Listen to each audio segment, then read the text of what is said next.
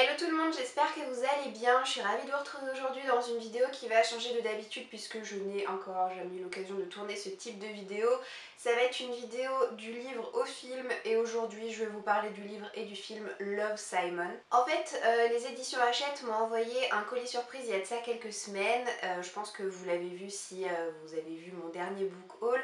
Ils m'ont donc envoyé le livre Love, Simon écrit par Becky Albertalli ainsi que sa suite, Lit à contre-temps, et 2 places de cinéma pour aller voir le film qui est sorti en salle à la fin du mois de juin. Donc ce que j'ai fait, c'est que j'ai d'abord commencé par lire le livre, bien entendu, puisque moi il est hors de question que je regarde une adaptation si jamais j'ai pas lu le livre avant, et surtout si je le possède ce livre.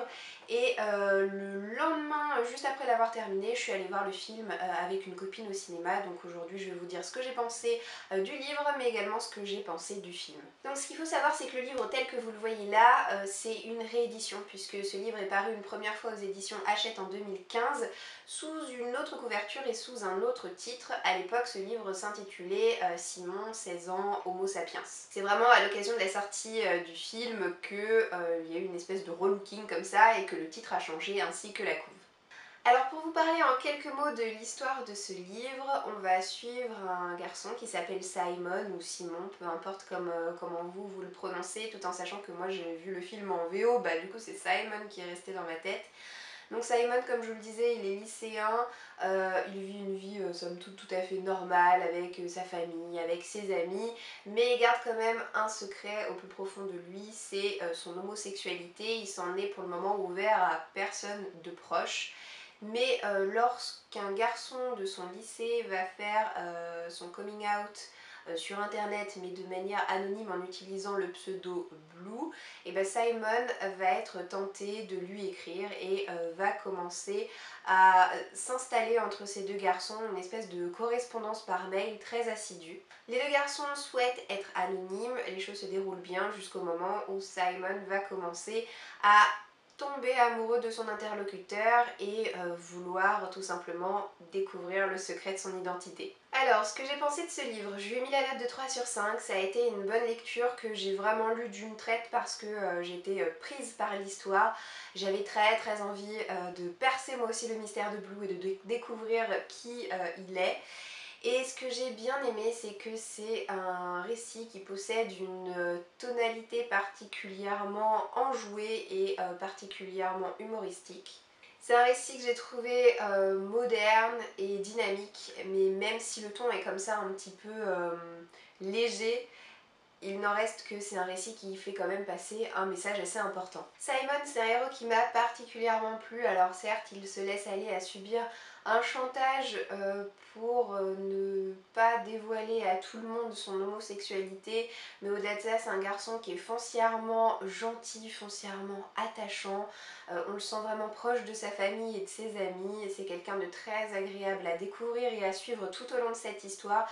Et d'ailleurs, de manière générale, je dois dire que j'ai beaucoup apprécié tous les personnages, que ce soit notre personnage principal ou les personnages secondaires. Et pour en revenir à Simon, je dois dire que ses réflexions un petit peu philosophiques comme ça sur la vie m'ont beaucoup amusé tout au long de l'histoire. Par exemple, il s'interroge sur le pourquoi du comment les homosexuels doivent faire leur coming out alors que les hétérosexuels, bah, c'est censé être acquis. Ils ont rien besoin entre guillemets de révéler à leur famille, à leurs amis, et il trouve ça un petit peu injuste. Et du coup dans sa tête il se fait le film de comment ça se passerait si un hétéro devait révéler sa sexualité hétérosexuelle auprès de sa famille. Et voilà, ça amène comme ça des petites situations un peu cocasses dans le bouquin que j'ai vraiment beaucoup apprécié. Ce qui m'a pour finir beaucoup plu dans ce livre, c'est que l'identité de Blue est tout sauf évidente, c'est-à-dire que tout au long du récit j'ai suspecté bon nombre de personnages et en fait je me suis complètement fourvoyée parce que je me serais pas attendue du tout à ce que Blue soit cette personne en particulier et j'ai adoré me faire prendre par surprise. Maintenant, pourquoi est-ce que j'ai mis à ce livre la note de 3 sur 5 qui est une note somme toute tout à fait correcte et honorable sans être pour autant transcendante? C'est parce que j'ai trouvé que, objectivement parlant, le style pêchait un petit peu. On a des dialogues très simplistes. C'est pas de la grande littérature, ça se lit vite, ça se lit bien, mais le style aurait mérité d'être un petit peu plus peaufiné à mon goût. Donc voilà par rapport à mon avis concernant ce livre. Maintenant ce que je vous propose de faire c'est qu'on regarde ensemble la bande-annonce du film et que je vous reparle de l'adaptation après. Donc c'est parti. Hey, how was the party? Aces. He was wearing a woman's sweater. And he's drunk. Yeah, we're good parents. Right? My name's Simon. I'm just like you. I have a normal family, amazing friends, typical high school. You know there's no texting in the halls, dude. Come on, I can't have all my students tendering it up. Right. That's my department. A lot of my life is great, except I have one huge-ass secret. Hey. Have you seen the new post? About the closeted gay kid at school. Who do you think it is? Dear Blue, I'm just like you. Nobody knows I'm gay. Dear Simon, it's nice to know there's another guy at school with the same secret. When did you first realize? Dear Blue, it was a bunch of little things, like my first girlfriend. I think I'm falling in love with you. Be right back. Wasn't my proudest moment. Simon, have you told anyone? No, Blue, I haven't told anyone. Announcing who you are to the world is pretty terrifying. Abby's the hottest girl. Just not really my type. Not because she's black. I love black women. I just love all women. Dear Blue, it doesn't seem fair that only gay people have to come out. Why is straight the default? I have something I need to tell you. I'm straight. I like girls. You trying to kill me? I like men. Oh, God, help me, Jesus. Sai, look at your computer. Someone leaked your emails on the school blog. I'm sorry, Simon. I can't do this anymore. I'm supposed to be the one that decides when, and how, and who knows, and how I get to say it. That's supposed to be my thing. I think I'm destined to care so much about one person it nearly kills me. Me too. It's like I can feel you holding your breath. You are still you, Simon. Have you ever been in love? I don't know. I think so. Dear Blue, I might not know your name or what you look like. I want to find you.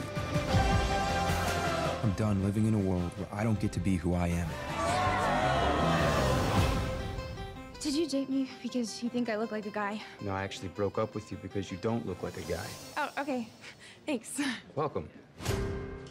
Donc ce film, il a été réalisé par Greg Berlanti et je vais pas vous faire absolument tout le casting, mais je pense que vous avez peut-être reconnu en regardant la bande-annonce donc les acteurs qui interprètent les parents de Simon. On a Jennifer Garner qui fait la mère et Josh Duhamel qui fait le père. Bon, Jennifer Garner on la présente plus. Quant à Josh Duhamel, je savais même pas qu'il jouait dans ce film, mais j'en étais vraiment contente parce que c'était un petit peu mon crush d'adolescente quand il jouait il y a quelques années de ça dans la série Las Vegas. Simon, c'est Nick Robinson qui l'interprète. Donc Nick Robinson, c'est un acteur qui est en train de grimper à toute vitesse. Il a joué dans La 5e vague où il incarnait Ben Parrish. Il a joué dans Everything Everything et il a aussi joué dans les Jurassic World. Donc ce que je peux vous dire maintenant de ce film, c'est que c'est un teen movie, donc c'est un film qui est quand même réservé aux plus jeunes. Il ressemble énormément au livre tout en étant à la fois différent dans le fond, puisque par exemple dans le livre on a Simon qui a une grande sœur qui est totalement absente du film, c'est-à-dire qu'elle n'existe même pas. Quant à sa petite sœur, elle est beaucoup plus jeune dans le film qu'elle ne doit l'être en réalité dans le livre. Et puis voilà, il y a quelques petites différences comme ça, mais ça n'impacte absolument pas le fond de l'histoire à proprement parler, donc en gros ça m'a pas dérangé. J'ai passé un super moment en compagnie de ce film parce que j'ai retrouvé le même ton enjoué que dans le livre. C'est un vrai bon film feel good avec lequel on passe un bon moment de détente. Il y a énormément de références à la culture pop, un peu à l'image du livre, et ça aussi c'était juste génial. Quant à l'homosexualité et le fait de faire son coming out, ce que j'ai beaucoup aimé dans ce film, c'est qu'il n'y a pas de clichés, ou alors au contraire, le film prend le parti de se rire des clichés sur les homosexuels, tout en sachant que le réalisateur est lui-même gay, donc si ça avait été l'inverse, c'est-à-dire s'il y avait eu plein de clichés, ça aurait été juste hyper étrange en fait. J'ai trouvé qu'il y avait vraiment un bon jeu d'acteur de la part de tous, hein. J'ai pas été déçue par un acteur en particulier. Et ce que je peux vous dire qui vous étonnera peut-être, c'est que j'ai préféré le film au livre. Je vous le dis parce que c'est hyper étonnant et que ce soit en ce qui me concerne moi ou en ce qui concerne les autres, de manière générale on a tendance quand on lit le bouquin à préférer le bouquin plutôt que son adaptation, mais là voilà, pour une fois ça a été le contraire et c'est pour ça que ça me semblait important de vous le dire.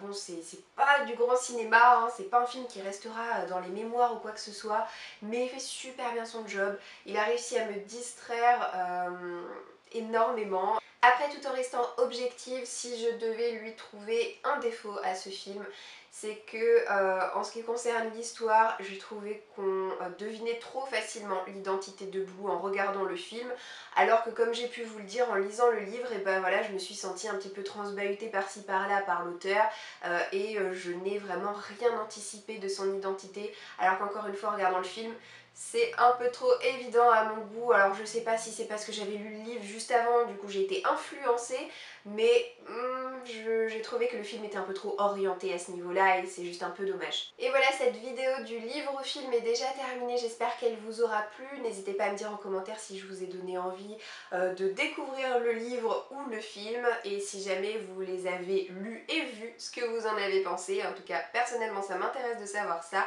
Je vous souhaite de passer une très bonne journée et je vous dis à bientôt dans une prochaine vidéo. Ciao ciao!